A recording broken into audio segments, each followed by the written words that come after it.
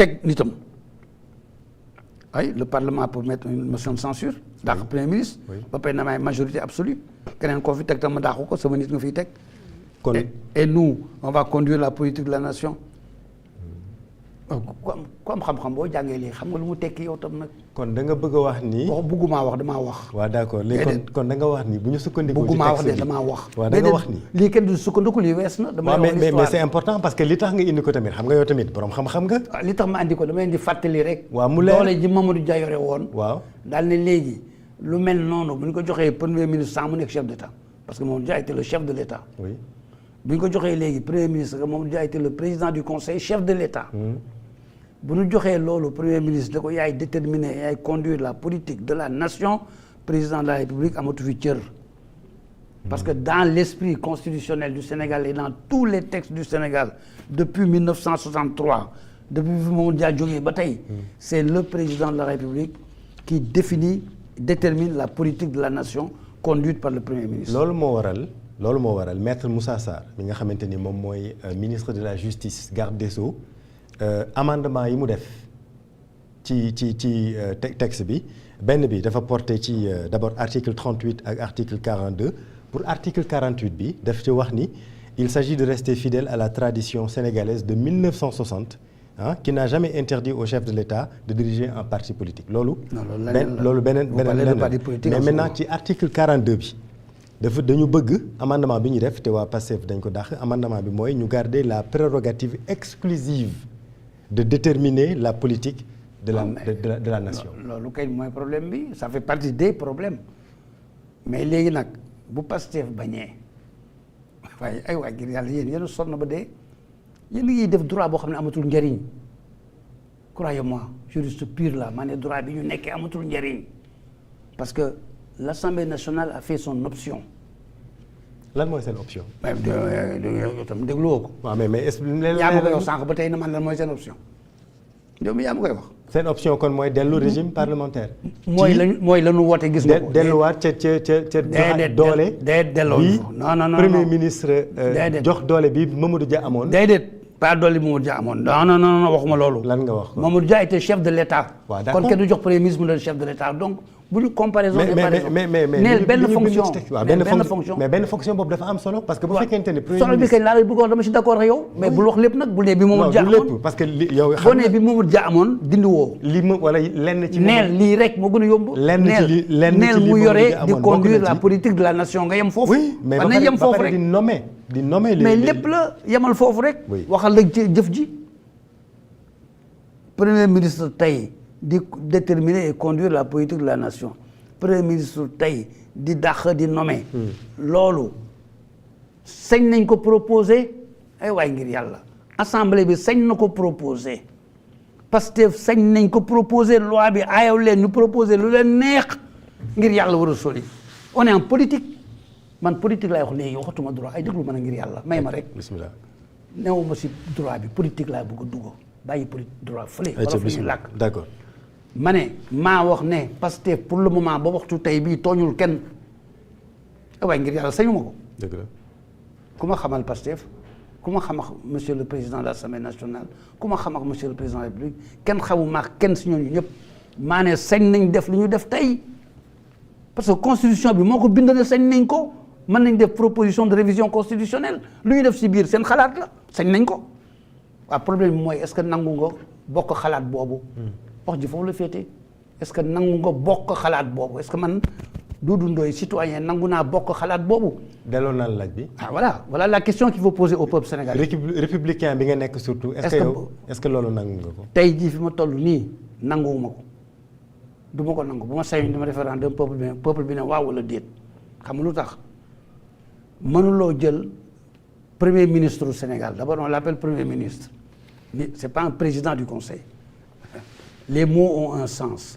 kii dafa tuddoon président du conseil am lépp président du conseil des ministres en fait moo tax ñu naan conseil des ministres moo tax ñu naan la mu nekk président du conseil des ministres liiral bind nañ ko si. bind nañ ko kay c'est article 1 bi. oui le président du conseil est le président du conseil des ministres. moo tax mu tudd président du conseil. yow nga jël premier ministre boo xam ne il n'est pas le président du conseil des ministres que c'est le président de la République qui reste président du conseil des ministres.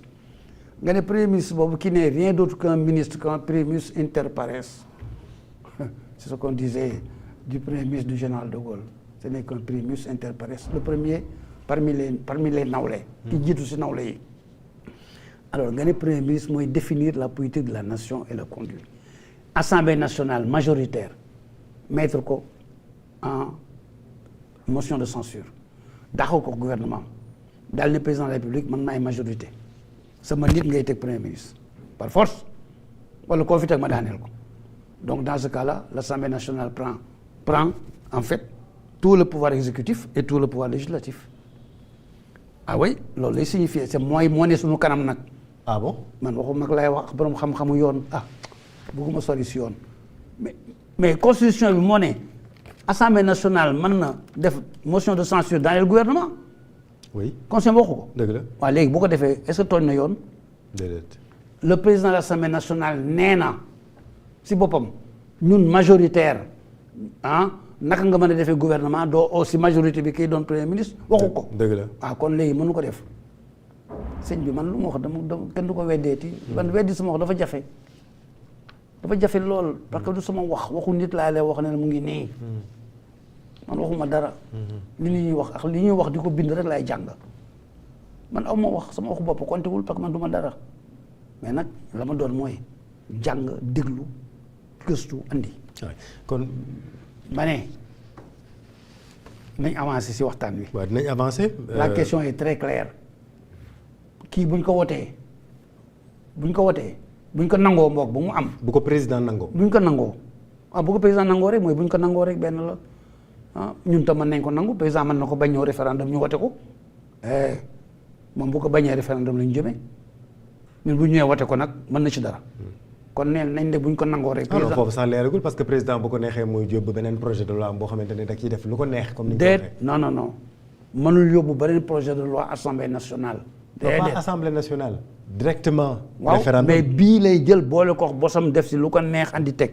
mën na ci wàññi ci biir. wàññi yokkati coppati teg Abdoulaye Wade def na lu ko raw man foofu laa yem politique laay wax fi ma nekk kii c'est du droit politique. Ce n'est pas le droit positif bi ñuy jàngale université xale yi ça c'est la haute tenue politique du droit. C'est le niveau supérieur de la règle de droit. Oui. La nation souveraine foofu la droit yem foofu la doore foofu la yem quand on permet à la nation de se prononcer nit amatul lu mu wax ku mu doon ak fu mu mënti prononcer nag côté bu mu mënti féete. nga bëgg nit waxati ko 10 millions de Sénégalais ñu wote ne yow la ku si mën dara. bu leen sonal seen bopp nag jëf yi du ay fontu yoonu dëgg laa wax léegi président de la République mën na def référendum amul délai nag saa yu ko neexee amul délai saa yu ko neexee. Ah bon?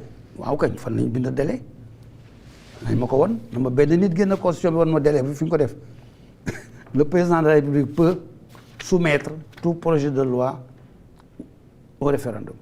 Le président de la République doit soumettre un projet de loi constitutionnel au référendum, sauf s'il en décide autrement. Donc s'il décide de aller au référendum délai amul kenn mënu maa wax délai fu mu nekk. saa bu ko neexee mën na ko kenn mënu maa wax délai fu mu nekk na ma ko nit wax. wan ma ko. amul.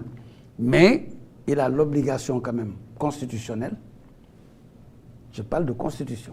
Il a l'obligation constitutionnelle de se prononcer sur ce que l'Assemblée nationale vient de voter.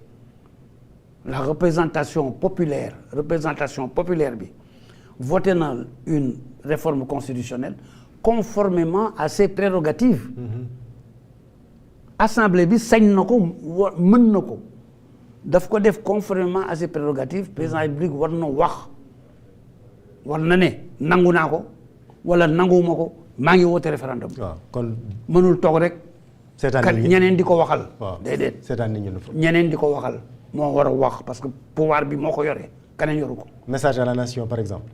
wala jëf nga ne man message du message à la nation. décret carrément bu ma nee wax mooy jëf yow tam yow tam wax li kon daal moom mën na malgré révision bi nii. pour jeexal ci parti boobu parce que li nga wax. xam nga yow da nga ma andil français léegi maa ngi wax olof sànq ba tey nga ne. man wolof laay wax de. déedéet waxoo olof da nga ne message à la nation kañ la nekk olof c'est un système constitutionnel. mu ngi fi ñu bind ci constitution bi. un message à la nation mooy jamono xew na jamono am na nga wax réew mi. dëgg la yoon moo ko may. mais mën na wax réew mi bañ a def wax ak jëf benn la. déedéet jëf moo gën a. dama ne na wax réew mi na def. wolof laa làkk. na wax réew mi na def c'est ñaari na si def benn nag ñaari. il faut mu def si benn.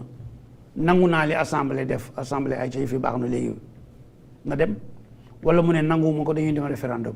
préparer décret nag roof si lu ko neex génn si mbedd bi wax campagne ay nitam campagne wane ne réew mi bëgg na ko la mu soxla ni réew mi defal ko wala réew mi defal keneen ki li mu soxla noonu la ñuy àttee sa njaboot. yow mi nga xamante ne àndoo ci li ñu voté est-ce que kon loolu yow di nga ko ci jàppale. man. jàppalewu ma kenn yoon laay jàppale pour le moment yoon ak peuple sénégalais bu jotee lu ma war a def maa koy xamal sama bopp lu jotagul du ma si tontu kenn. lu jotagul du ma si tontu kenn. léegi mu taw xam nga bu commencé ba fii ak ñetti weer fii ak 20 jours.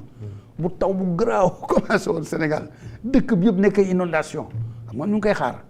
alors mu taw août taw septembre. taw octobre taw novembre xam nga kenn du taw naa ngi génne si mbedd bi nag da ngay doxantu ji. man de du ma ko def.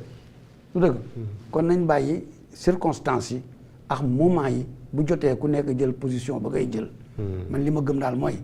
tey jii fi ñu toll c'est li mooy li am mooy li texte li wax le président de la République am na ñaari obligation je dis obligé la de dire oui à l'Assemblée nationale ou de dire j'en appelle au peuple. waaw de toute façon moom wax na ni référendum moo ko gënal.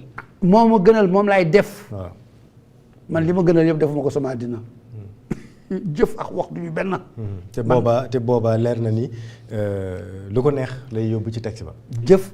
ak wax du benn. waaw mu ñaan yàlla la ko neex na ko réew mi nangu. léegi maître bu ñu ñëwee ci texte bi nga xamante dañ ko indaale muy texte bu am solo ma la ciy gërëm. ci may bi nga ma ko may. man nga ko jaay gars yi quoi. non ma ko jaay ci ci financement kër gi la bokk nag. ci archive la non yow financement kër gi sa teewaay rek kontaan nañ ci surtout ci bés bi ak ci waxtu bi fi ñu toll ci Sénégal dañu yàgg a wax diarchie diggante maanaam en tout cas xëccoo diggante Sonko ak Diomaye ñu bari dañ daan wax tamit wàllu li nga xamante ne moo fi xewoon diggante président Léopold Sédar Senghor ak président Mamadou Dia te ñuy fàttali ni boobu comme ni ñu ko indilee tey ji ci kayit gi Mamadou Dia moo nekkoon le chef de l'État lan moo tax ñuy def parallèle yooyu ak est-ce que révision bii nii bu jàllee ci loolu mën nañ ci pëtaxaat. non li tax ñuy def parallèle bi c'est parce que dañu jàngul olof lay làkk ñay def parallèle boobu dañu jàngul li ma wax du olof dañu jàngul nii ku ko si jàng na tàllal loxoom sur 10 millions de Sénégalais 1000 cadres supérieurs borom xam-xam yow si réew mi yëpp ñu yor texte bi seen kër seen documentation nañ ko feeñal ëllëg maa wax oo ñëpp Sénégalais ñu baal ma sa jéggal ma ñu si bari dañuy dégg benn wax adopté ko yokk ci seen xam-xamu bopp di wax rek mais duñu dem gëstu ji la ñu dégg lana lu si am fu mu jógee ba am preuve bi 99% des Sénégalais duñ ko def moo tax wax ji bari nag lii yàgg naa ko xam maa ngi koy su ko génne tey documentation man Sénégal